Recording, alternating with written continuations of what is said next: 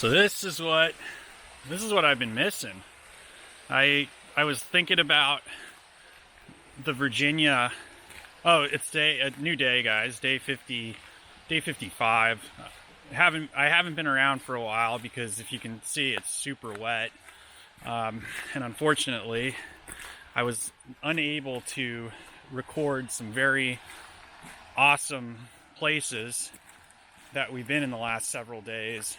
But the rain, I mean, talk about just being soaked. It rained steadily, not all day long every day, but it rained steadily for multiple hours every day for the last 4 or 5 days. I don't even know what it is at this point. Ever since we left Daleville, we've been dealing with rain. Actually, when we left Daleville, we caught a pretty heavy 1 hour, maybe an hour and 10-minute long thunderstorm that was developing and then just let out on us. And then every day since then, it's been showers. Even yesterday, so we neroed in a little town called Glasgow, or Glasgow, depending on where you're from. I would say it's the smallest town that we have neroed in. Has one restaurant that wasn't open, a grocery store, and a Dollar General, and that was it.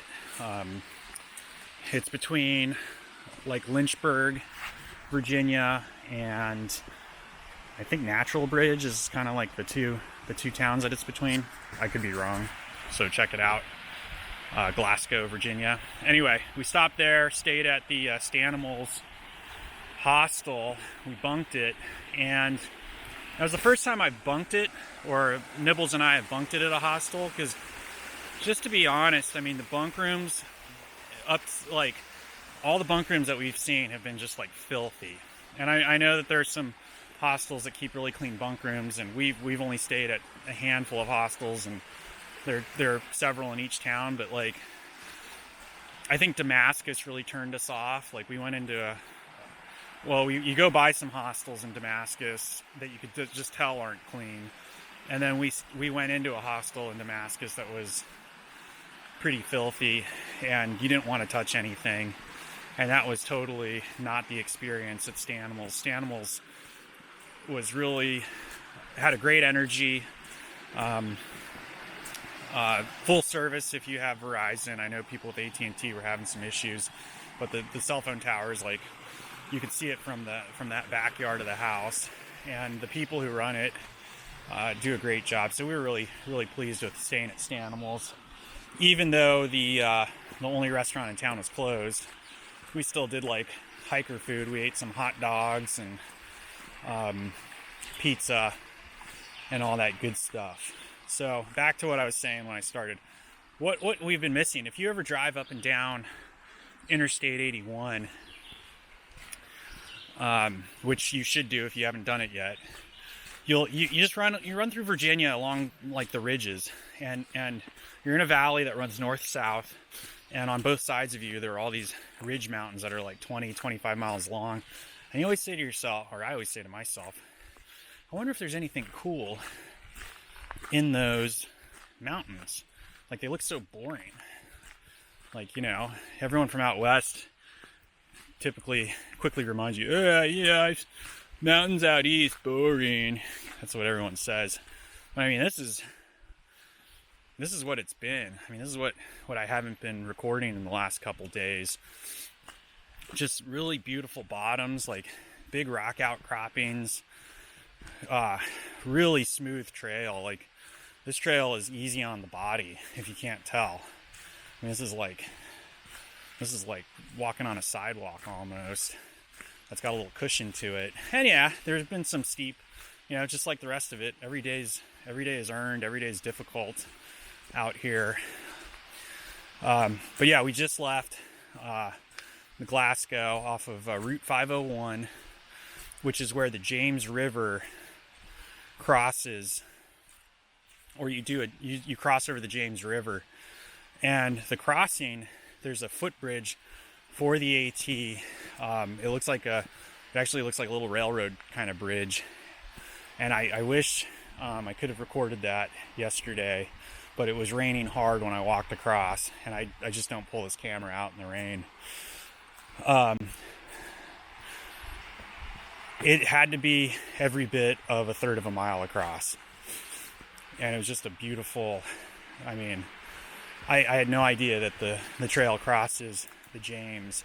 So, you know, something else, like I always say, you know, I'm out here, I'm not showing you. You can see it's cold right now too, and we're in May. I'm not showing you, whoever you are, I'm not showing you all of the trail. I'm only showing you 10 to 30 minutes of it a day. And for the bits, and you know, the last few days it's hardly been anything, but for the bits that are missed, you know, you're missing out on 9 hours of trail a day, and it's awesome. I mean, this looks boring. This looks like just like everything we're going to be seeing for the next several months, but between the cool air, and you know, you can see the sun kind of breaking through right now, and there's a little, you know, the weather's changing, and we're climbing out of a stream. We're actually entering 3,000 feet of climbing right now. It's a big climb. I expect that today's going to be pretty awesome. So just wanted to check in, say sorry for not being there. I missed Mother's Day, so happy Mother's Day, Mona. That's my mom. Happy Mother's Day, Auntie Lori and Auntie Lil. Happy Mother's Day, Sloan and Betty. I know Sloan follows us, and I'm sure Betty does too. There's some friends of ours out of Nashville and out of Wilkes County, North Carolina. And also happy Mother's Day to Debbie. That's my mother-in-law. So yeah, it comes late, but sometimes it's cool when, you know, I know these videos are like a month behind or a couple weeks behind, but sometimes it's nice to be reminded that you're special, and that you're you know, you're loved, and yeah, and that you mean something to us. So yeah, happy Mother's Day. And if you're a mother out there and raising those babies, even if they're old babies like ourselves, God bless you. So that's what we missed. And also I talked to my Auntie Lori yesterday, and she said that Sophie, that's my young cousin, my youngest cousin, has been following us pretty closely. So shout out to Sophie, and glad you're watching. And if you ever want to do something like this in the future, you can always come to you know, your older cousins, and we'll definitely throw you some nice gear. Isn't that nice? It's like a scholarship fund. Anyway, yeah, the AT 2019 in color is not coming to you live. It's coming to you delayed. But we will see you later this afternoon. Or if I hit something cool in the next 3,000 feet, I'll pop back on. See ya. Whoa! Whoa! What? Oh, look, we found some trail magic. There's a little sign up. There's a little log, some apples. Somebody carried the. Oh, there's a street right there. Coffee. Oh, Taster's Choice. Oh, Propel. Peanut butter. Oh my gosh. Oh Lord. Pre-moistened cleaning pads. The Milky Way. Bumblebee tuna. Tunas. I don't need tuna, but I do need some Propels. Oatmeal. Oh, charging cables. Oh, who are these people? Saints. And a trash bag. This is all the good stuff.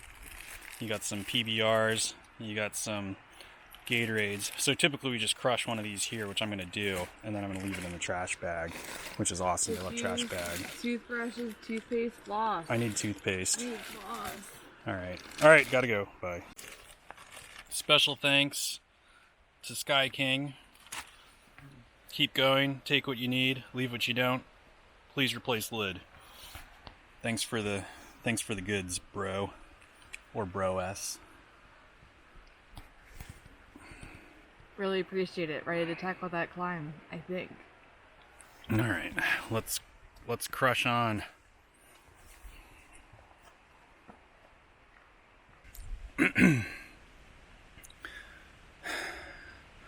Not sure if you can see that bridge down there.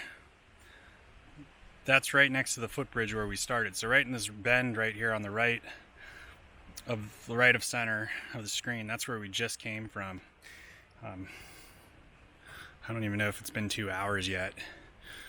It's getting close to it though. I'm looking south right now. There's some kind of power plant down there on the river. There's this other peak. Yesterday we came from this ridge over here to the right. Actually, on the very top of that mountain, there's a little dot, and that's a Doppler weather radar. That's the top of Apple Orchard Mountain. We were there 2 nights ago, so we stayed up there past that mountaintop in a little gap. Not last night, because last night we stayed in the hostel, but the night before. And then we hiked a nice gentle walk down the mountain along the river all the way to this bridge right on center, and that's where we got picked up. And there's the railroad tracks. This is some beautiful country.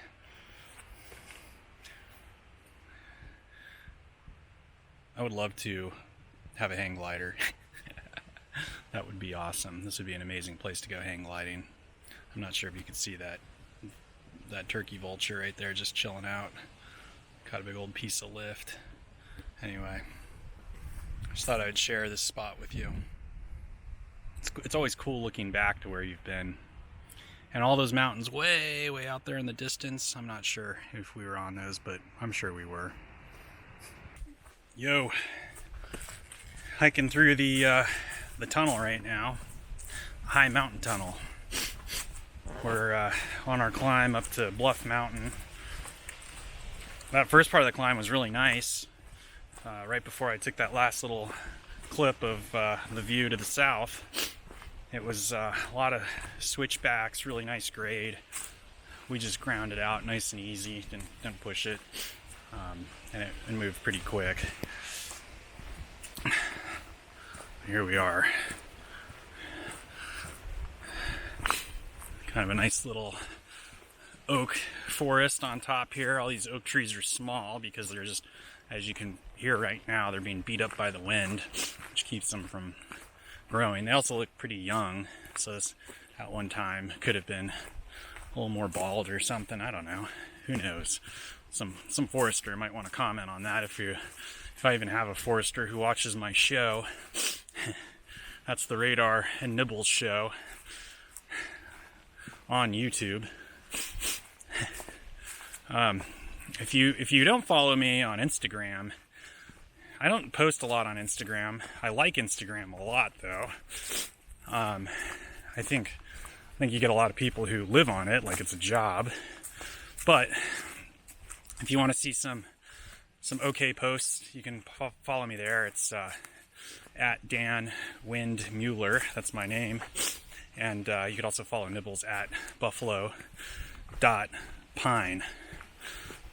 And she posts a lot more than I do, and I think her posts are a little more up to speed as to what we're doing. Mine, sometimes I'll sit around and go through my phone when I'm bored and find a picture that I want to throw up or something like that. Anyway, this day has been really enjoyable, and I'm just looking forward to trucking on. Hey there. Alright, so that big factory on the right, that's Mohawk. You may, if you've ever been to Lowe's or Home Depot, or if you're a builder or in the construction industry, Mohawk makes all kinds of stuff. I'm not going to say what they make right now, but I've definitely bought a lot of their products in the past. To the left of that hill, that's where we just stayed. That's the town of Glasgow, Virginia. Small town. It's it seems like, and I don't want to cast it in a bad spirit or in a bad direction, but it seems like it's just on the recovery economically, whereas, you know, it's one of those far places out there that's just starting to see some solid recovery. So if you're there, you know, stop in and buy some stuff from the grocery store and, you know, eat at their restaurants. I would have eaten at the restaurant, but there was only one that's open in town and they were closed on Monday. But there may be another one opening soon. And Mohawk, something else that's worth noting is that Mohawk is kind of considered, they're considered a good stock pick by some equity traders that I listened to around the first of the year on Bloomberg. Some guy went into a big diatribe as to why his company buys heavily in that particular brand. From what I recall, it's because they have set themselves up with an enormous amount of infrastructure in the last 5 years, and I believe they're just finishing those infrastructure improvements, and once that's done, they've essentially set themselves up to be very strong and competitive with other major materials manufacturers, you know, for probably the next 25-30 years to come. So that was kind of cool to see that they're there. Yeah, this climb, getting up to the top of Bluff. Total today, climbing is, I don't know, it's a lot. Check out this little, well, they haven't blossomed yet. Definitely some kind of lily or mountain tulip or something.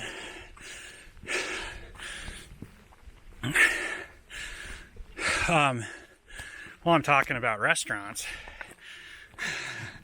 so the economy kind of crashed in these more rural, and you guys see this little tunnel here, so we're going straight uphill. The economy crashed in these more rural areas, a lot of it with, you know, this is kind of like a second home market, and real estate development supports a lot of people. And I was working in one of these markets as a carpenter in 2007 when there was a crash here in 2007, and there was like a shift where outside money stopped being spent, so these little communities dried up really, really fast. And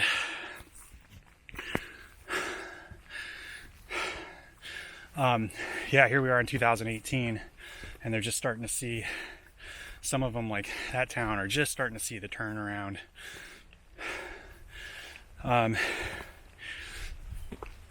But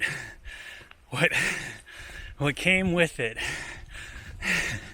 and this is going to sound totally hilarious, but on hiking this trail, the hardest thing to get as a hiker are cook-to-order eggs. Like I feel like I lived my whole life showing up to small towns all over the United States, going into some, you know, small grocery store cafe and being able to order up like a farm boy breakfast, which is 3 eggs, hash browns, 2 pieces of toast, and sausage or bacon, and typically a gravy, a grit, and a biscuit, something like that. I mean, that's kind of like the standard breakfast that I eat and have eaten for a long time. And when I traveled a lot, I used to pull up to towns, find the guy who was cooking that meal, and then eat it. Well, this trail, you go through all these little towns, And the only place you can get stuff like that, well, we had to go to Cracker Barrel, you know, which I don't mind going to Cracker Barrel. And then in, man, what was the name of that town? Was it Irwin? You couldn't get a cook-to-order breakfast in Irwin, Tennessee. You couldn't get a cook-to-order breakfast in, oh man, you can't get one in the town. Well, you can get one in the town I live in. It's just small. I haven't hit every restaurant. My town actually has quite a few restaurants. Man, what was that other town we were in where the Marion? You couldn't get a cook-to-order breakfast in Marion, although it looks like we were able to get scrambled eggs. They just hadn't set up like their restaurant license yet for a fry station and all that stuff. This town we were just in, I mean, there's only one restaurant there, and they're only open from, you know, Tuesday through Sunday from like 10 till 8 or something like that. But yeah, if there's one thing that's missing in this world, it's over easy eggs. So, and man, that's what I always want. I mean, I cook them for myself. I should have cooked some this morning. You get a little frazzled on a Nero, because you get up in the morning and it's like, oh, you gotta go. So you gotta make sure your bag is packed properly, which always takes some time, and then you get out of town. But anyway, not only did that's something that hasn't come back yet, are these like mom and pop restaurants. They're just not back. And here we are, you know, it's 2019, and maybe they survive for 5 or 6 more years. But man, when money dries up and people can't afford breakfast, and you know, they can't afford you know, a meal out, and I know a lot of you are saying, oh, I never got that bad, you know. Yeah, it did. It got that bad all over small town America, Appalachia, you know, West Virginia, all these small towns out on the eastern parts of eastern shore of the U.S. I mean, I'm sure even places in Florida, it got bad, and yeah, money just ran out, and now there aren't any eggs to eat. I mean, there's eggs, there's just no one to cook them. I want to buy eggs that are cooked from people, and I can't get them. And the other thing that you see too is that these towns are too small for things like Waffle Houses, IHOPs. You know, those actually take a serious amount of infrastructure before that, you know, that corporation or that franchise will jump into a town and start open one up. I mean, no one's in the business of losing money unless you're the federal government. They like to lose a lot of money. Doesn't matter who's in office. But from there, I shall digress and just enjoy these beautiful rhododendrons.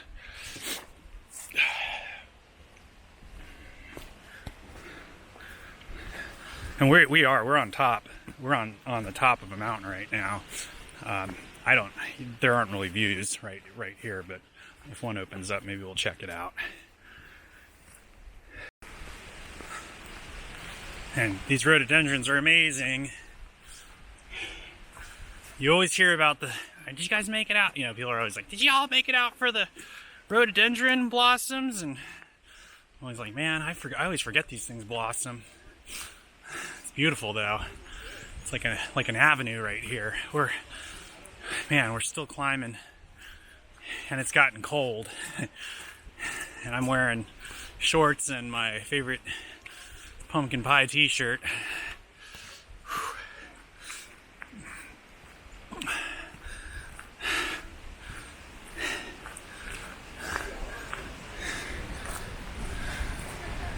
We're hiking with someone else right now. He's a sectioner.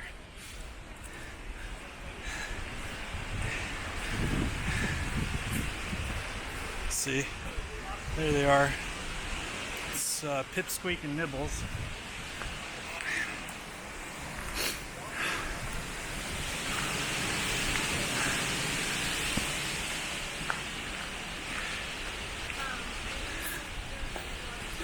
And just look at this trail though.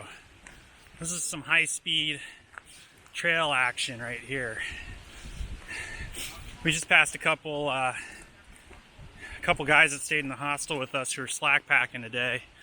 They went up to the next road crossing, which is, so we're in about 5.5, maybe 6 miles right now, and they were at a road crossing that's 5 miles from here. That's where they started, and then they're just going to go back to the hostel tonight and do some cooking and relaxing, and they're gonna get dropped off, I believe, north of the road crossing and head back. Like, so the road crossing we're heading to now, they're gonna get dropped off like 15 miles north tomorrow and then hike back to it. So we should see them again tomorrow. They're pretty cool dudes. They take 10 days. So this is the second group of sectioners that we've run into in the last like 3 days that do 10-day sections. Highly recommend that. It sounds like good policy. So they come out here.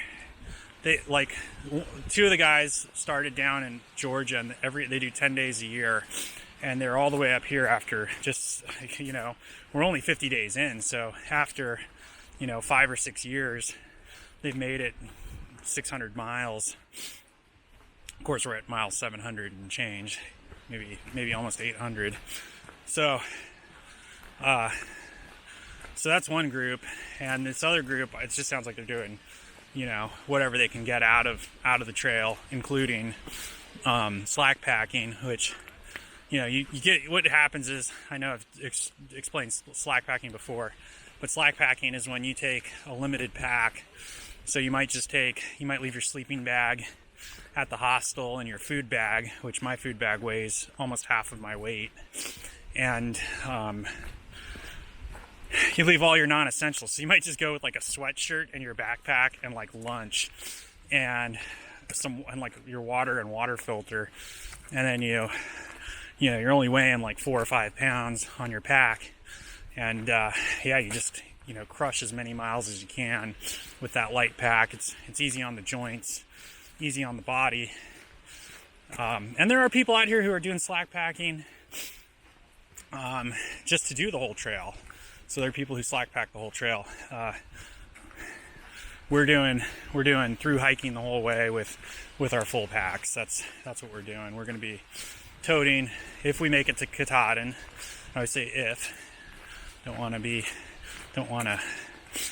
be boastful about something that might not happen.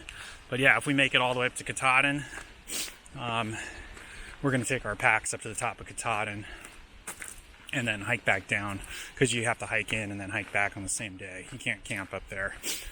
Just to, not to be purists, but, you know, this is our kit. It's my kit. It's on my back. I spent years putting it together, and we're going to do it that way. Hopefully, right? Lord willing. So here we go. Green Tunnel is friendly today.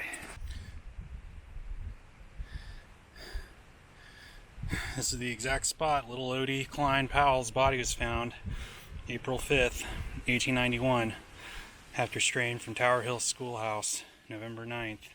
His distance is 7 miles, age 4 years and 11 months. It's kind of amazing.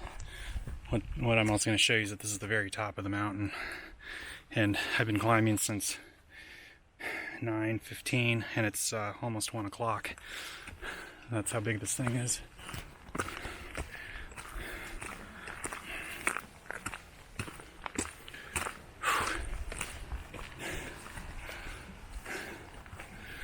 What's up, guys? How's it going? Good. Just checking out these views. Yeah, they're a lot better that direction. What's happening? From here, so we turned around. Wow.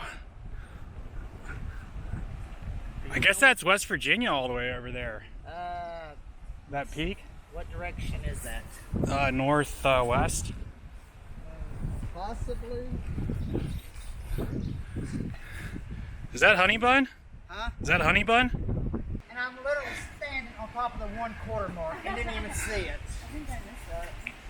We sat down and had lunch and everything, and I was right on top of it, didn't even see it. There it is, 800. You know what? I just found out yesterday that I can take pictures like this. I'm such an idiot. Mile 800. A lazy 8. We're counting how many 800s there are. People put these damn things everywhere.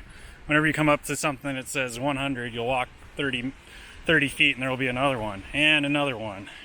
It's like, and believe it or not, that was the first 800 we found, but the actual 800 mile mark was about 100 yards before it. Well, let's see the next one here just to prove. Oh, yes. Yes. Here we are, mile 800. Again. Again. Ding, ding, ding.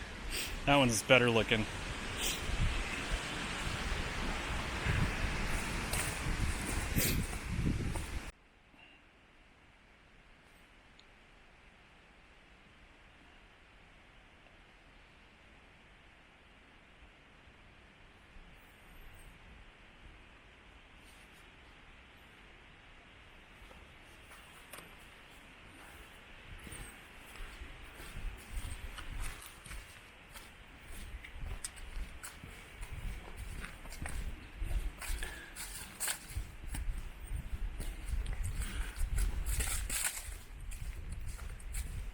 Check out this forest. It's sweet. You don't always get to see big old hardwood forests like this. Just a canopy, not a lot of like garbage undergrowth. Really nice. It's a really nice timber stand too. It's really nice that it's being allowed to age, and it's super awesome. It's nice and cool in here.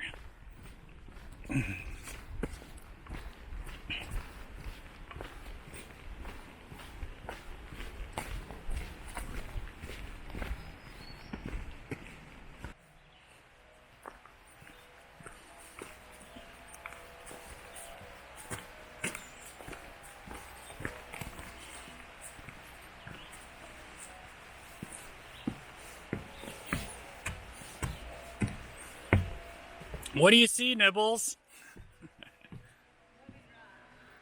Muddy rocks. This thing's got a little...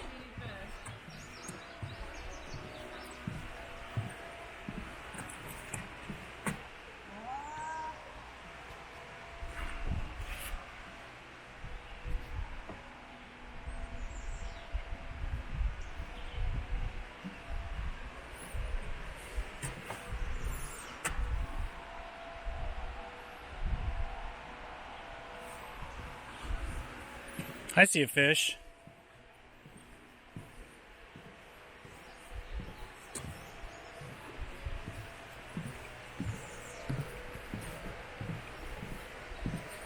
I think we're going to stop here and have some lunch.